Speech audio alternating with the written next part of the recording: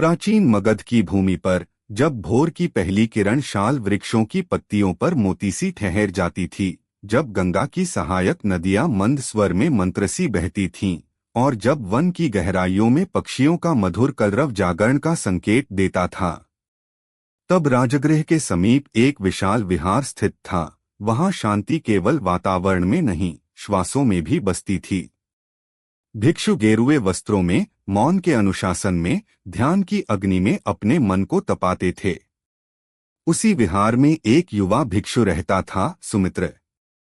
सुमित्र जन्म से कुलीन था। उसका बचपन वैभव में बीता था। महलों के प्रांगण, संगीत की स्वरलहरियां, युद्धकला का अभ्यास और शास्त्रों का अध्ययन।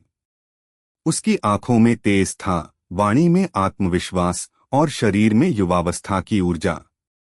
लोग कहते यह बालक महान बनेगा, परंतु वैभव के बीच भी उसके भीतर एक रिक्ति थी। उत्सवों की चकाचौंध के बाद जब रात गहरी होती, वह अकेला आकाश को देखता और सोचता, क्या यही जीवन है?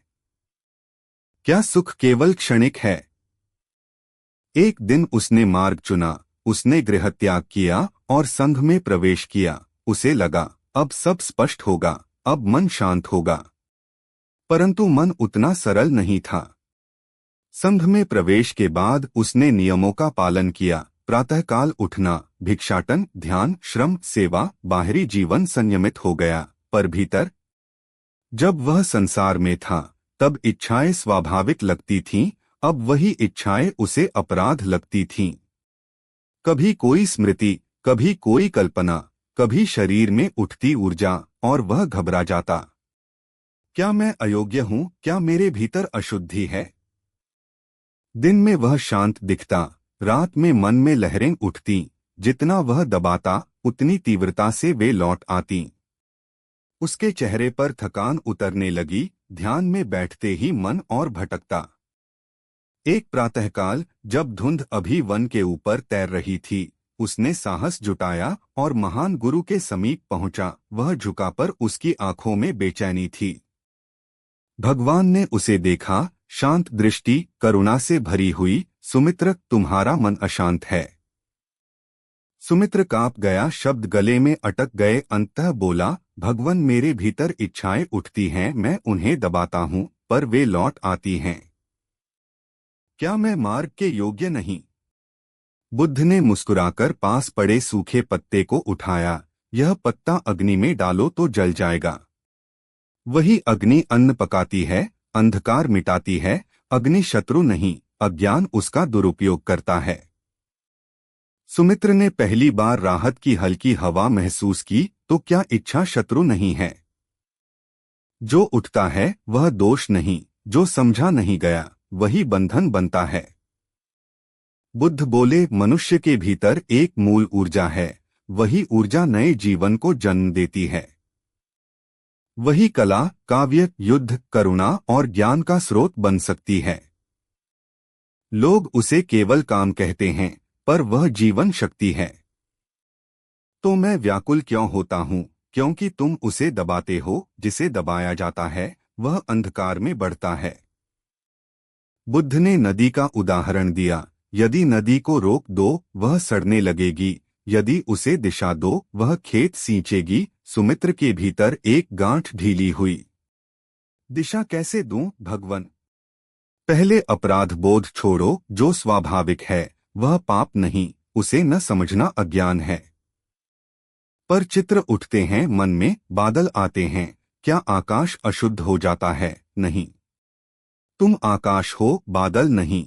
सुमित्र की आंखें भर आईं।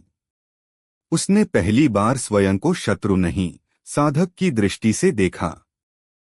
जब इच्छा उठे तुरंत प्रतिक्रिया मत दो, पहले उसे देखो। शरीर में उसका स्थान पहचानो। श्वास के साथ देखो, क्या वह स्थायी है या बदलती है? क्या देखने से वह समाप्त होगी? जो देखा जाता है वह शासन नहीं करता। जो अनदेखा है वही तुम्हें चलाता है। उस दिन से सुमित्र ने अभ्यास शुरू किया। इच्छा उठती, वह उसे देखता। पहले कठिन लगा, मन भागता, पर वह लौट आता। कुछ दिनों बाद भी बेचैनी बनी रही। वह फिर बुद्ध के पास गया। मैं देखता हूं, पर ऊर्जा बहुत तीव्र है। बुद्ध बोले, जब ऊर्जा तीव्र हो, शरीर को श्रम दो, तेज चलो, लकड़ियां काटो, जल भरकर लाओ, फिर बैठो। सुमित्र ने वैसा ही किया। श्रम के बाद जब वह बैठता, मन अधिक स्थिर होता। उसने अनुभव किया, ऊर्जा अब शत्रु नहीं लगती, वह थकान के बाद शांत हो जाती। एक दिन बुद्ध ने संघ को संबोधित करते हुए कहा, मन त्वरित सुख का अभ्यस्त हो जाता है। यदि उसे बार बार सरल आनंद दो, वह कठिन साधना से भागेगा। जैसे बालक को केवल मिठाई दो, वह अन्न नहीं खाएगा। सुमित्र समझ गया, वह मन को तुरंत शांति चाहता था, वह परिणाम चाहता था, प्रक्रिया नहीं। एक रात वह फिर विचलित हुआ। उसने स्वयं को दोषी ठहराया। अगली सुबह वह उदास होकर बुद्ध के पास पहुंचा। मैं असफल हो गया। बुद्ध ने पूछा, क्या तुमने सीखा? हाँ, कि मैं अभी सजग नहीं था। तो यह असफलता नहीं, यह प्रशिक्षण है। उस दिन सुमित्र ने समझा, मार्ग सीधा नहीं होता, वह चक्राकार है, गिरना भी उसका भाग है। कुछ समय बाद उसने प्रश्न किया, जब मैं किसी की ओर आकर्षित होता हूं, क्या वह बुरा है? बुद्ध बोले, तुम उस व्यक्ति को नहीं, अपनी कमी को देख रहे होते हो। यदि भीतर पूर्णता हो, संबंध निर्भरता नहीं, साझेदारी बनता है। क्या गृहस्थ मार्ग गलत है? नहीं, जागरूकता के बिना कोई भी मार्ग बंधन है, जागरूकता के साथ कोई भी मार्ग साधना है। वासना कहती है, मुझे सुख दो, प्रेम कहता है, मैं कल्याण चाहता हूं। यह वाक्य सुमित्र के भीतर गूंजता रहा। उसने देखा, उसकी कई इच्छाएं केवल त्वरित सुख चाहती थीं। पर जब वह सेवा करता, जब वह करुणा से भिक्षाटन करता, वही ऊर्जा प्रेम में बदल जाती।